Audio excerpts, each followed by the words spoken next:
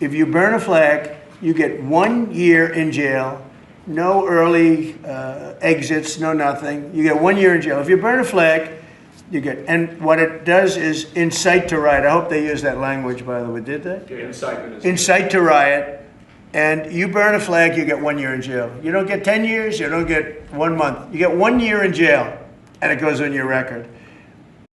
It's Ken Harbaugh with the Midas Touch Network. This entire press conference was unreal, even by the standards of Trump press conferences. I had a hard time knowing where to begin. But this executive order imposing a year in jail for burning an American flag, we all know why he's doing it. All he has left is his base, and he is desperately holding on to them, feeding them all the nativist red meat policies he can, regardless of whether or not they are constitutional. I fly this flag behind me because I am proud of my service. I am proud of what America stands for in principle, even when we fall tragically short of our ideals.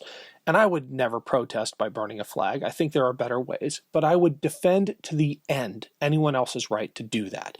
Unless you think I am alone as a veteran in my thinking on this, I asked Denver Riggleman, a fellow vet and a former Republican member of Congress, to weigh in. Here's our conversation. Welcome to the Ken Harbaugh Show. I've got Denver Riggleman with me, a former Republican congressman, my partner in crime for our many adventures in Ukraine, and honestly, one of the most American Americans I have ever met. The guy runs a whiskey distillery, for crying out loud. Denver, look, I'm not going to burn an American flag tomorrow, but I feel like part of the reason I joined the military was to defend people's right to express themselves, even if I might disagree with it. I mean, what's that famous quote from American history? I might disagree with you, but I'll defend to the death your right to say what you're going to say. Over to you, man. Yeah, I mean, listen, we can say it's stupid to burn an American flag. It is. Me and you would never do it. I mean, it's sort of against everything we stand for in our nature. But the thing that we fought for and took an oath for was to defend those that might use speech in a way that makes us uncomfortable. And, so it does. But, it's sort of ludicrous that we have a president by decree putting out executive orders that are blatantly unconstitutional. You have to have a constitutional amendment. But here's what's really incredible about it. And Ken, this is why I like having these talks with you. Would there be any true conservative or Republican who would support this if they actually held to the principles of what used to be the Republican Party? Never. If you're for freedom and for constitutional freedoms and for a country, right, that allows free speech, this is protected speech, just like hate speech, just like everybody who said January 6th conspiracy theories were free speech, and QAnon, which I got hit on the floor of Congress when I said QAnon sucked, and they said, well, free speech. I said, yeah, my free speech, I can tell them they're idiots, right? That's what is great about America. So, but again, every Republican will fall in line. Most of them will, because they know where their bread's buttered.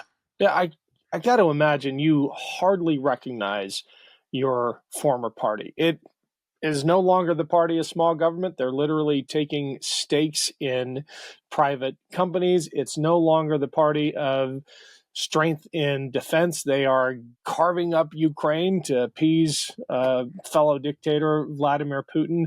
It's got to be really weird in your shoes, having once been, one of the Tea Party voices.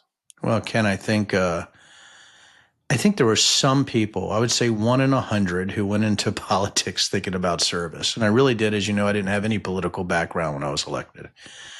I think what I'm just, and I'm trying to say this, as you can know, there's a lot going through my head, so I'm trying to be very delicate right now.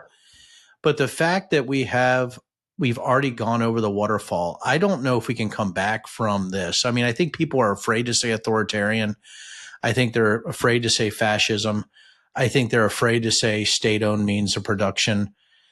During the campaign, you called Kamala Harris a communist, but the Biden-Harris administration, they never called for nationalizing a private company with the federal government like you're proposing with Intel.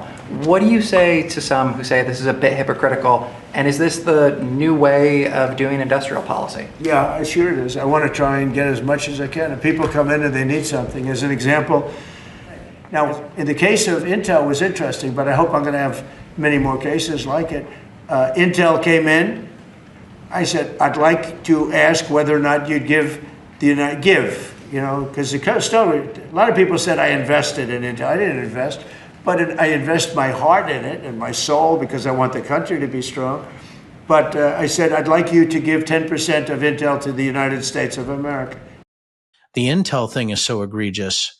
What he did with really extorting NVIDIA and other companies about their business in China, and the fact he said the government should take a stake in more of these operations across the country, nationalizing things, which sounds a lot like National Socialism. I don't want to go there too much, but this is really the tyrant's playbook. And then while I'm looking at it, then he comes out with this decree. This is really to appeal to the most ignorant of his voters. This is to whip up this populist sentiment that anybody who's not American and, looks like this, right, is not worthy to be here. And I think he's also trying to build the framework for everything that he's doing. The 19 cities or the 19 areas he wants the National Guard to go into, what he's doing right now in Washington, D.C. Really, he's leading up to the Insurrection Act. And I'm wondering how this affects the midterms and if he's looking for as many excuses as possible to deploy troops. I'm glad you brought that up because we have to work backwards from that. That's what this is all about. And even when we were wargaming the worst case scenarios, I didn't anticipate some of this. Case in point, one of our fears during those war games 18 months ago, 12 months ago, was him bringing back the Proud Boys and the Oath Keepers back into the fold. I mean, that started with the pardons, right? But did you ever anticipate that instead of just deputizing those folks, he would create his own internal police force with ICE and just fold those wackos into it? I mean, he leapfrogged our entire worst case scenario and is building himself an internal police force with a budget bigger than the Marine Corps that is recruiting the same people we've been warning the country about. Hey, it's Ken Harbaugh. Quick break to say thank you to everyone who's been following and supporting this show and this channel. None of it happens without you. And if you haven't yet subscribed to my Substack page, I'd really appreciate the follow. It's a great way to make sure you never miss an episode. It's free to sign up. And if you're able to pitch in a few bucks, every dollar goes back into the show. Just search for The Ken Harbaugh Show on Substack or click the link below. Thanks. You remember when Bannon said flood the zone with SHIT, yeah. Right? But they're flooding the zone with fascist SHIT, right? Because look what happened to Bolton. Yeah. Ambassador Bolton. Look what he did with the flag-burning executive order, but also look what he's doing in cities, imagined emergencies, deploying battleships to Venezuela. There's so much stuff happening that's beyond the pale constitutionally, but also even common sense or intellectually, that it goes to, again, he's simply reinforcing who he is, but his loyalists are really lackeys that are going along with this, or this fascistic authoritarian stance, that this unitary executive theory that the Supreme Court is supporting all the way down the line. And I think this flag burning executive order is just part of the chaos. And I think really a lot of it comes from his advisors like Russ Vought from Project 2025. But also if you look at the people around him, it might be the most untalented group of people ever assembled in the United States government, and the most ill-meaning, the most immoral, and the most rudderless.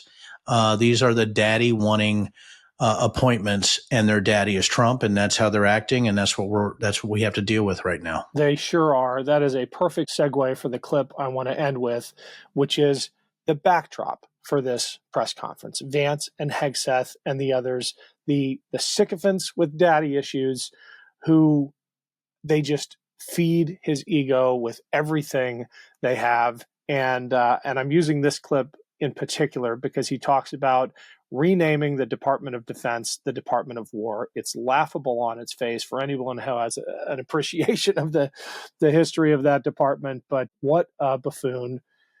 Here you go. So it used to be called the Department of War, and it had a stronger sound. And as you know, we won World War I, we won World War II, we won everything. Now we have a Department of Defense with defenders. I don't know. If you people want to, standing behind me, if you take a little vote, if you want to change it back to what it was when we used to win wars all the time, that's okay with me. All right? That's coming You soon, sir. you let me know if you want to do it. I think Department of War. It just sounded bad. He said, sir, on behalf of the Department of Defense. Defense. I don't want to be defense only.